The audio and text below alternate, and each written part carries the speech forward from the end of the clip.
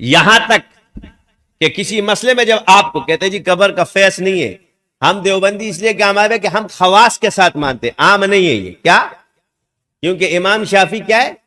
خاص. ہم بزرگوں کے فیوزات کے قائل ہیں قبر سے، مگر خواص کے ساتھ. عموم میں ہر چیز کیا ہے؟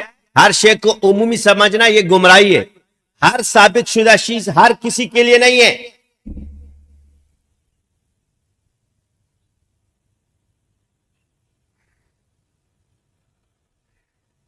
یہ ہے کچھ چیزیں خاص ہیں اور کچھ چیزیں عام ہیں. اس لیے اسلام کو عام رکھا ہے، ایمان خاص ہے. احسان اس سے بھی خاص ہے، مومن خاص ہے. کیونکہ ایمان چھپا ہے اور احسان میں دونوں واضح نظر آتے ہیں. چھپا ہوا یہ بھی ہے، لیکن اس سے کیا ہے؟ اس کا کمال دنیا پہ آشکارا ہوتا ہے. یہ فرق ہے. اس لیے عام آدمی کو اگر یہ ہے کہ کلمہ پڑھتا ہو، 5 وقت نماز ہے، حج کو، روزہ، زکات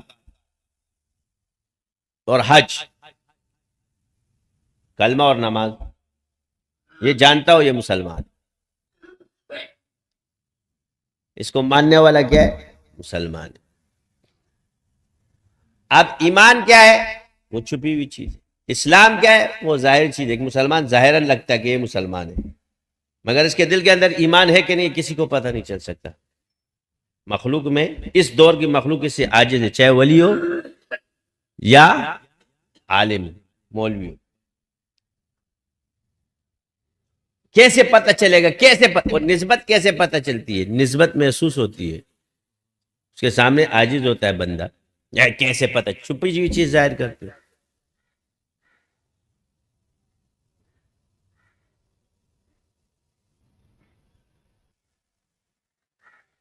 یہ پہلے دن میں سمجھ میں نہیں آتی. اس کی وجہ کیا ہے کہ جن بزرگوں نے کتابیں لکھی انہوں نے مجاہدات کی بات لکھی. آپ پڑھ کر بننا چاہتے ہو غلط ہے. آپ بھی مجاہدے کرو، ان کی طرح زندگی کو کرو. وہ اسرار اللہ آپ پر بھی کھولے گا. مجھ پر اللہ نے علوم اسی کی برکت سے کھولے. باقی کوئی میرے پاس وہ نہیں تھا کہ بس یہی چلہ کشیاں کرتے تھے، یہی اسباق کرتے تھے، اللہ نے کھول دیا.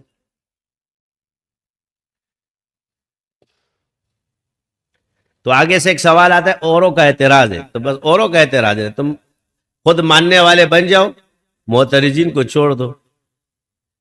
کیا اعتراض حضور پہ نہیں ہوئے؟ جب اعتراض ہی نہیں ہوگا تو حق کہاں سے ہوگا؟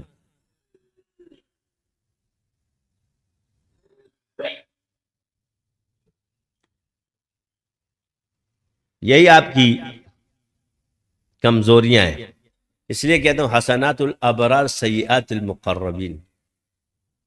تو دین کے تمام شعبے کو مانو. ہر شعبہ اپنی جگہ اہمیت کا حامل ہے، مگر ہر شعبہ جب اپنے آپ کو کل سمجھ لے تو یہ گمراہی ہے. وہ اپنی ذات میں کل ہے مگر سب کے کل نہیں ہے. سمجھ آ رہی ہے باتیں؟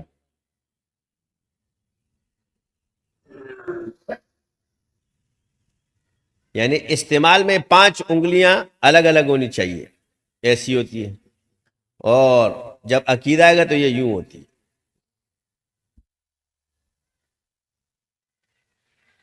مگر کام ساری انگلیوں سے الگ الگ لینا چاہیے. لیکن جب عقائد آئے گے تو عقائد کا مطلب ہوتا ہے جمع.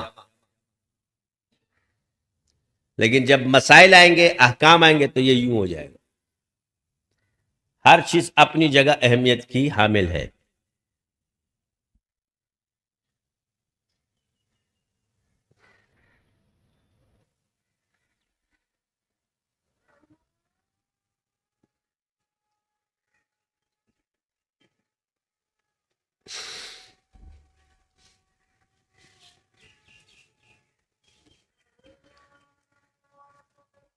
یہ چیزیں آج آپ کو جو سکھا رہے ہیں اس کا مطلب ہے کہ پورے دین کو مانو. آپ اس طرح نہ بنو کہ آپ انکار والے بن جائیں. مثال کے طور پہ مولوی کہتے ہیں جی تعویذ جائز نہیں، تو مولوی یہ بول سکتا ہے؟ اس کی اوقات ہی نہیں ہے فتویٰ دینے کی. وہ فتوی دے رہا ہے، اصول کے خلاف بکواس کرتا ہے. تیرے کو کیا پتا ہے؟ فتوے کی کتابیں پڑھو، پہلے جا کے فتاوے سیکھو پھر آؤ. درس نظامی تو اللہ نے ہمیں سے گھونٹ کے پلا دیا، مگر تخصص ہمیں باقاعدہ کرایا.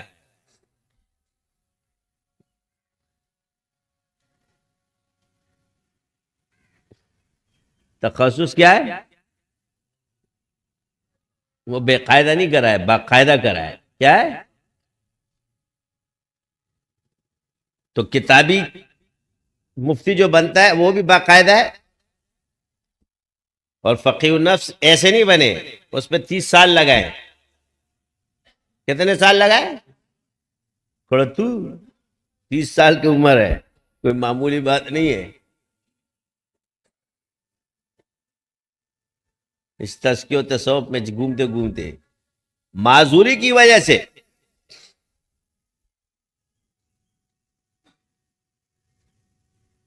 وہ درد رہتا ہے دل میں، انسان معذور ہو جاتا ہے. مگر تم معذور مت ہو. بعض لوگ دیکھتے ہیں مریدین شیخ کو دیکھ کے معذور ہو جاتے. حضور جب نماز نہیں پڑھ رہے تھے، بیمار تھے، تو کیا صحابہ نے چھوڑ دی؟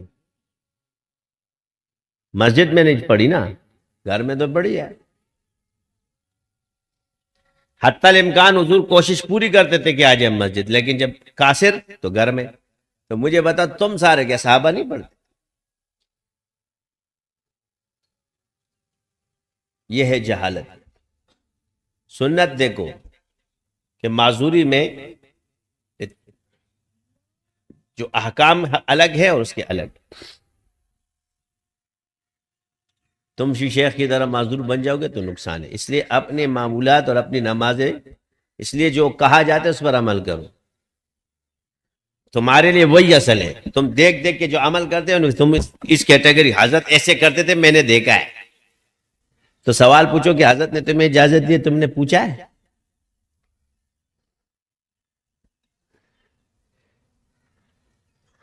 دیکھ دیکھ کے اثر تو ہو جاتا ہے، مگر بعد میں بھگتنا مشکل ہوتا ہے. مثلا سب نے کتابیں پڑھ پڑھ کے تو عامل بنے، لیکن پھر اب جا کے دیکھو. تمہارے لیے مجاہدات کیوں ضروری ہے؟ تاکہ تمہارا جسم شیطان کا گھر نہ ہو.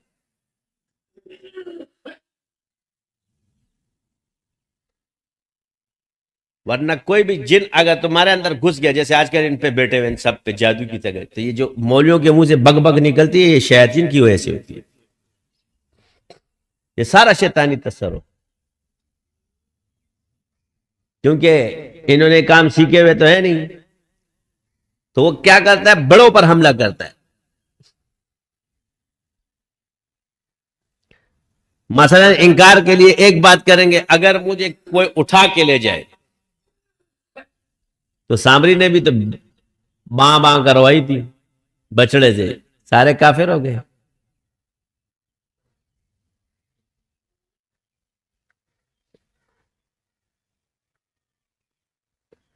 کوئی انسان سیٹ ہو رہا ہے، دین کی طرف آ رہا ہے، یہ ان کے ہاں کرامت نہیں ہے. بندہ اٹھا لو. کیا اٹھا لو؟ چیز اٹھا لو. سنت کی طرف آ گئے، ذکر کی طرف آ گئے، یہ 1000 کرامتوں سے افضل یہ نہیں مانیں گے. آپ کیا کہیں گے؟ بات کہیں گے ایک سنت 1000 کرامتوں سے بھاری ہے. مجھے اس مقولے پر بھی علمی اختلاف بزرگوں سے ہے. سنت اور کرامت کا تقابل کیسے کر لیا آپ؟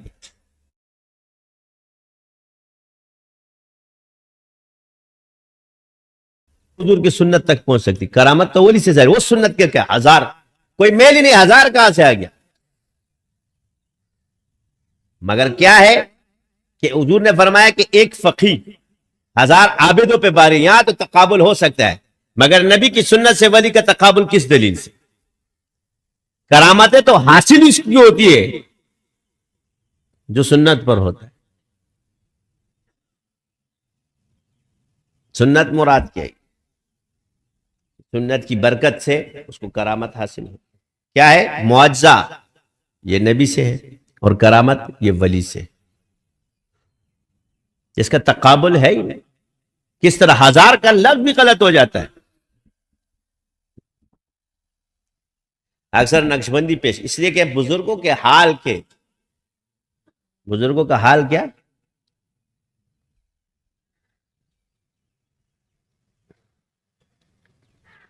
یہ جو بعض فتوے ہوتے ہیں، یہ بعض مسئلے یہ بزرگوں کے حال میں ہوتے ہیں، اس لیے وہ تمہیں اصول کے خلاف نظر آتے ہیں، تو ان کو چھوڑ دو. مفتی کو چاہیے کہ اس پر عمل نہ کرے، اس سے کوئی گمراہ نہیں ہوگا. اسی کو اٹھا کر کے کتابوں میں تو لکھے گئے، مگر تمہیں فرق تو ہونی چاہیے نا. اس لیے تحقیق کا اصول ہمیشہ رہے گا. یہ اندھی تقریریں تمہیں تباہ و برباد کر.